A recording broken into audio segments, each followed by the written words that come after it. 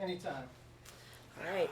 I'm sure lots of people are asking about your physical training for the role, how you got in shape, weapons work, etc. But I'm interested in how you mentally prepared to play Royce. How did you get inside his head? And did your process for Predators differ much from that on other roles you've taken? Well, there was. I feel the physical transformation was essential, but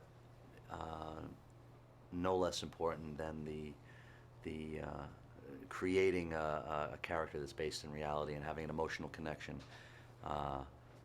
to a man who would have lived in those experiences as a professional soldier. And the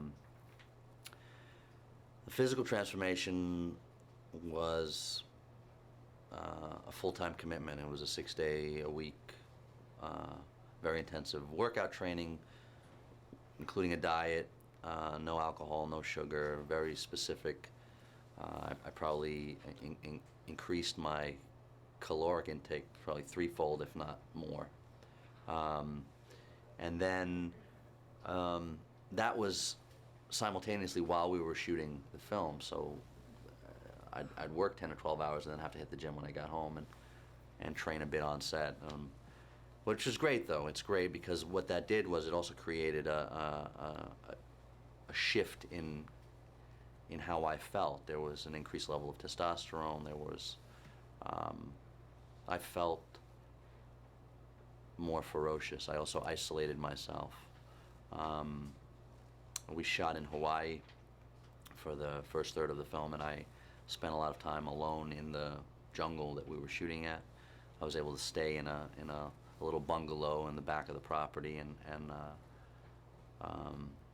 that was probably the biggest gift that I could have had for this, because I wasn't being shuttled back to a hotel with an air-conditioned room and comforts of a hotel room.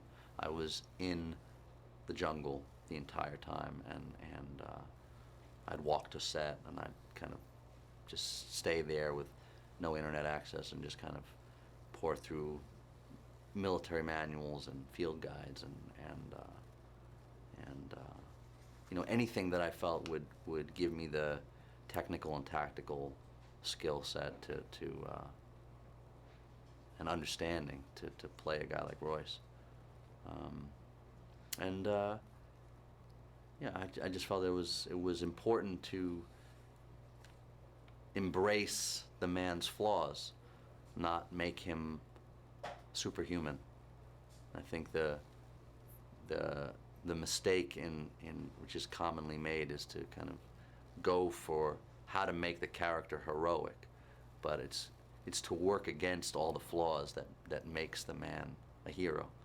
You know, this is a man who has conditioned himself for probably most of his adult life to not care about another human being and to put his survival above and beyond anything else. And that's a very lonely,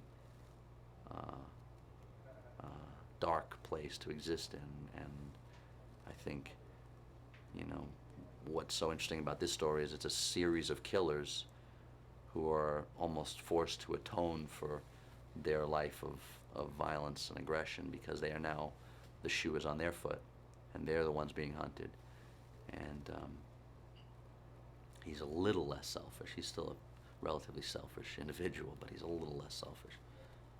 Perfect. Great. And the Predator movies have been around for over 2 decades. Why do audiences remain fascinated by them and their worlds? Well, I think we're all, it's exciting to see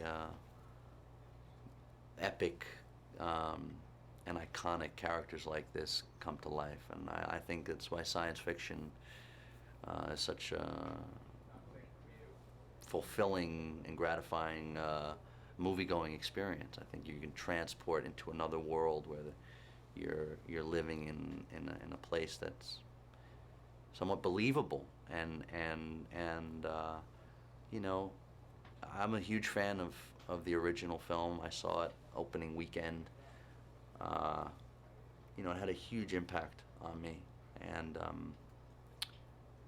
it's a dream come true for me to have a chance to play a character like this in Predators, and to be, you know, 20 years later from there, fighting a predator, fighting a creature that was, you know, alive in my subconscious for all those years, and it's pretty amazing.